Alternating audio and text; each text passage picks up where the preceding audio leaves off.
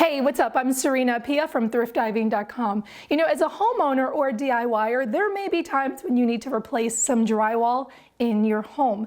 And if you're replacing drywall, you might very well be replacing the insulation too. So in today's video, we're here in my basement and we're going to be removing 12 to 24 inches of drywall in what unfortunately has appeared to be a slightly moldy basement. So we're going to be replacing not only the drywall, but the insulation. We'll be installing some new drywall and then we'll be mudding it and adding a coat of paint. So stick with me because you're going to get to see the process from start to finish. So I have to be honest with you, this project kicked my butt, and I'm going to tell you in this video the challenges that I ran into, but I knew there was going to be mold behind this wall, so I wanted to create a barrier. I just tacked up some plastic sheeting and made sure I had on a Tyvek suit, I had on a mold respirator, some gloves, and I think I was ready. And the reason why is because any given day, this is what the wall would look like in the basement. We'd have a stack of towels there waiting to capture any water, and this Wizard of Oz door, our bulkhead door, despite being replaced 8 years ago, it still leaked. And when that water came in, guess where it went? Right up underneath that wall, right along the wall, and that's how we had the mold problem.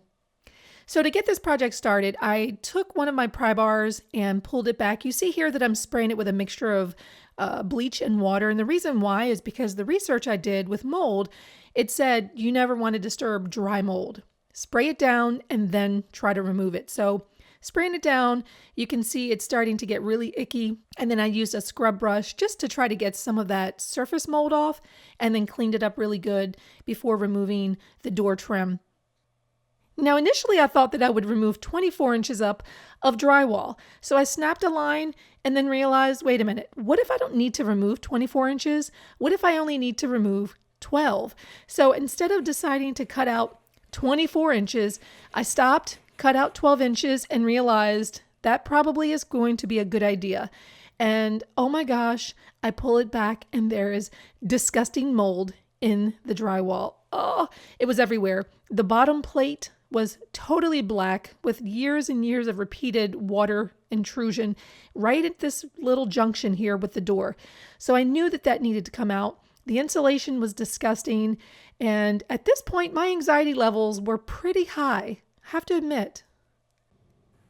And I did get a little hammer happy, but at this point I knew the mold was not this high on the interior part of the drywall, so I was not disturbing anything. And if you notice the bottom plate there, it's real black on the bottom to the left, but I was very happy to find that it was not really disturbed as I went further down the wall. So that was good. That meant that I could probably do my repairs closer to the door. And I realized that the insulation was pretty gross, so I tried to pull some of it out.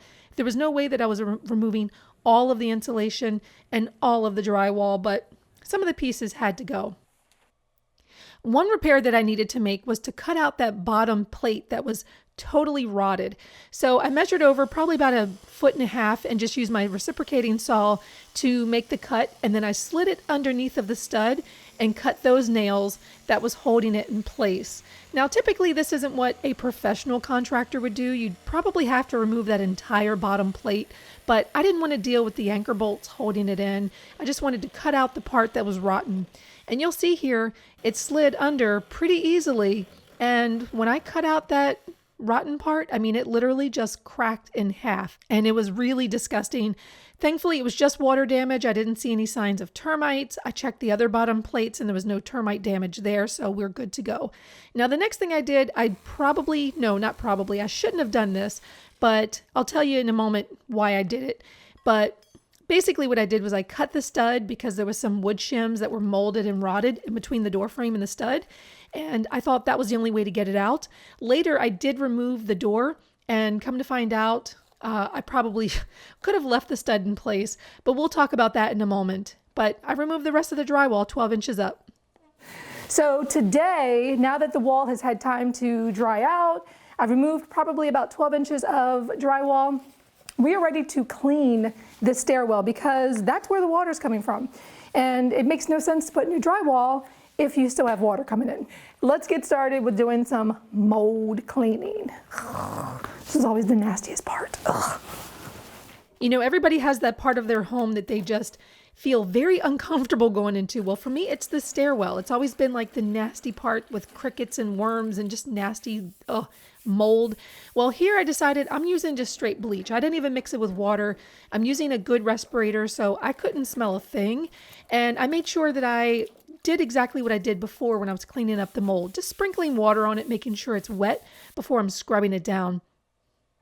Okay, so it's been several days since I cleaned this out, and honestly, it looks so good. It looks so much better.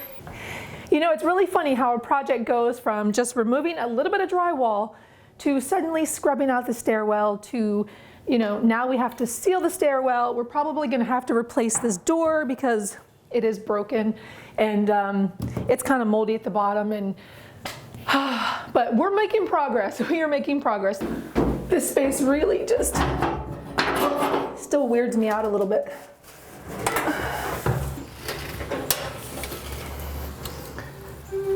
Time to do some sealing.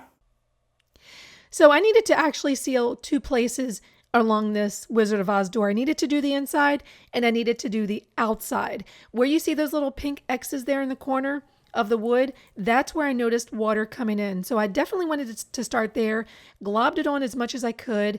The Flex Seal that's in the quart can smells much nicer than the spray kind. Trust me, the spray kind, do not use it inside your house. Even with this door closed, I could smell it inside my house for at least 2 or 3 days. So just be mindful of that and use a mask. So this is what I was left with, a rotted door. And I thought, well, what am I going to do about this door? So now I got to replace this door, and you see this project just grew in scope, and I thought, oh my gosh, it's got to be easy, right? Can't be that difficult to remove a door. Well, guys, after removing the screws, I went and I bought an exact door, a 32 by 80 door, and it took me 2 days to install. I literally got so frustrated that I just stopped filming. Because there was only so much I could film with me standing there looking at the door like, why isn't this fitting? What's going on here? Anyway, I'll get to that in just a moment, but you notice here on the left side of the door, there was some dry rot there because of the water. So I did the same thing. I cut it out with the tool, and I actually trimmed it back enough so that I could remove some of the additional rot of the bottom plate. So that pulled out pretty easily, but I needed to remove another couple of inches and replace that as well.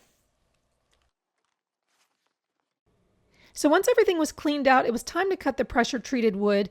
Keep in mind that this is not how you frame a wall. There are a lot of rules that I'm breaking here. This is not to code, but I do have to say, you know, this is not a load-bearing wall, so I can kind of get away from it, but please don't use these instructions for fixing your own wall, okay? Because I didn't do it properly. But this is what's going to work for me. It's going to be fine. So I took some 16-penny nails, these are 3.5-inch nails, and just toe-nailed it in there using my framing hammer, and that's what's going to hold it in place. And because it's pressure-treated wood, it should be more water-resistant. And with the Flex Seal, it actually did work because I did a little bit of some of the Flex Seal right near the door where that water was seeping underneath near the concrete, which I'll show you in a moment. And it really did help to keep the water out of the seams of the cracks of this concrete. And this is how naive I was. I thought that I was going to just pop off this brick molding and slide that door in there, and it was going to take me all of 10-15 minutes. So let's stop right there and I'll tell you what's wrong with this problem. Number one, the floor was not even level, and it was also chipping. So that created problems for me. The second thing is this piece of metal from the previous door. I thought, well, it's the same size door. I can just leave it in there and put the new door in. And the third is where I put the Flex Seal. It looks wet, but it was actually the Flex Seal, and that was very helpful in trying to keep water out of this basement. All right, so we continued adding all of this caulk, thinking that we were doing this correct, and we were not. We went to set that door in there, and it would not go in. The right side was flush, but we could not get the left side flush. We're pushing on it.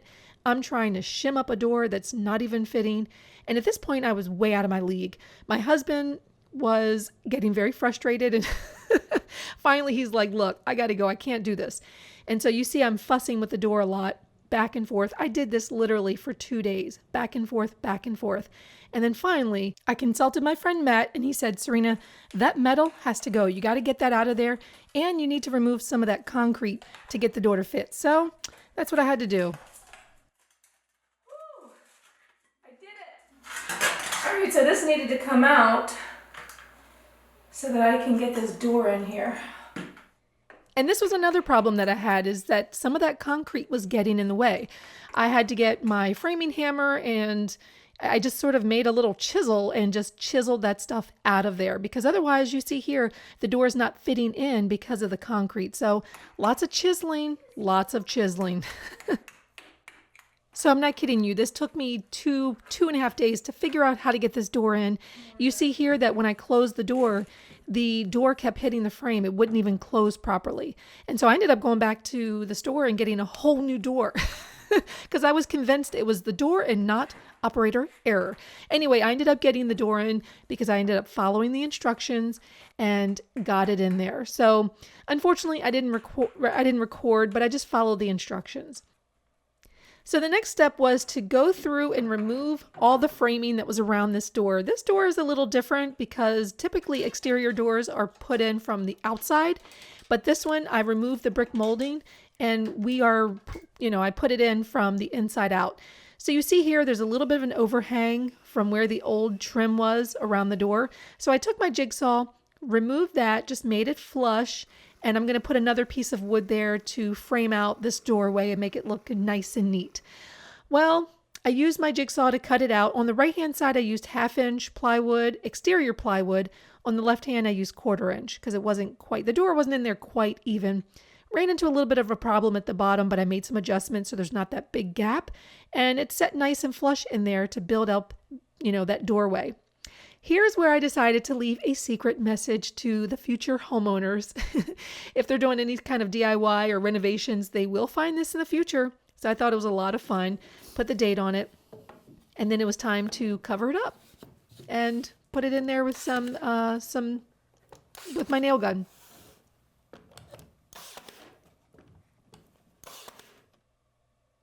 So this was a perfect opportunity to add some insulation. Because of that frame, it creates this dead zone around the door where it's just this dead cavity. So I just put in some insulation, added the rest of the trim, used a saw to saw off those shims from when I installed the door, sanded it down, and I didn't show you here, but I just added some caulk just to try to hide those seams. Now here's some hydraulic cement. This is what I was going to use in order to fill that gap. Remember that metal threshold that I had to pull out from the old door? Well, I used some hydraulic cement, just mixed it up really quickly, and it sets very fast. And I just put that into that gap and made sure I put a little bit of painter's tape down there because I didn't want it to get on the bottom sill. And just try to smooth it out, and you'll notice that it looks really good. So a couple coats of paint, and we're ready to move on to the insulation. And I never thought I'd get to this point because it took forever. But anyway, finally we can do insulation. We're using R15 value, and we're going to use the Arrow Fastener HTX50. This is a hammer tacker. It just uses standard T50 staples, and we're going to tack it in there next to the studs so it stays in place. And we're also going to use some Goldblatt tools here. We have to do the drywall, so we need a taping knife and a sander. All right, so to begin this, I had to remove some of that broken up, chipped drywall from when I just randomly hammered it. So I just used an oscillating tool, tried to measure it out, and then stuffed as much as I could up into the cavity. And once I got to the point where I couldn't put any more, I just used some scissors and a knife and just cut it and fit it in the wall. Now these studs are 24 inches on center. Typically a wall is going to have 16 inches, but this one happens to be 24. And I'm going to use the hammer tacker to just tack it in there so that it stays in place. I can't do anything above the drywall, but at least below, I'll be able to keep it in place. And because this wall is the studs are a little far apart, we're going to just cut this in half and then shove one half up in the cavity, and then I'll take the other half and shove that up into the cavity and secure it in the same way that I did the left side with the hammer tacker. But again, you can also use the T50 to staple that in place, and it should be a nice fit. I struggled a little with not being sure of how much insulation I wanted to replace. Again, I couldn't remove all of the drywall, so I removed as much of the insulation as I could that I could just kind of shove up in there, but I didn't want to shove it too much because it loses its R value if it's really compressed. So I used some scissors cut out for the electrical box, and as long as I had the insulation replaced where much of the water damage was, then I thought that was okay. The other insulation didn't show any signs of, damage, so I think that was fine. I also added some insulation around the door, and if you notice here I'm wearing a mask, you don't have to use such a big respirator. A small little paper mask is good because this stuff can irritate your lungs and it can make your skin really itchy. So the insulation on the left needed to be replaced. It was filthy, and you can't see from this video, but there was a bunch of ants, dead ants, just all stuck up in that insulation. And that just made me think, what else is in these walls? Well, we'll never know, will we? All right, we're moving on to the next step. So we need some drywall pieces. Be sure to check my link below. I do have a link to how to cut drywall and what you need to know about replacing drywall. But for this drywall, we're using a 5/8 inch piece of drywall. Typically, homes are using 1/2 inch drywall, but this had a 5/8 inch, so I needed to replace it with a 5/8 inch. I wanted to use the green mold-resistant drywall, but again, that's only 1/2 inch, so I needed to make sure it matched. I left a gap at the bottom of about 3/8 of an inch. You never want your drywall to come all the way down, and then taped it off, and it was time to apply some mud. The problem that I had with the drywall is that my drywall was a little too tight to the wall, so it didn't quite match the drywall that was existing on the wall. And if that makes any sense, I probably could have put some additional drywall screws into the other existing drywall, but you'll notice here that there's a very obvious gap. Like when I'm putting this mud on the wall, the joint compound, you can see that there is definitely some spots I need to fill in. And over on the other side too, you can see where that seam is. So I have gone back, I'm not showing it in the video, but I have gone back to add a couple of coats, and I'm hoping that once I sand everything smooth, it won't look obvious that there is a seam there. So after a couple of coats, I used a hand sander, got it nice and smooth, and used a dust mask, and tried these two samples, and I hated it. I thought I wanted gray, but it looked horrible. So I chose a color by Sherwin-Williams called Temperate Taupe, and surprise, surprise, it actually had undertones of lavender.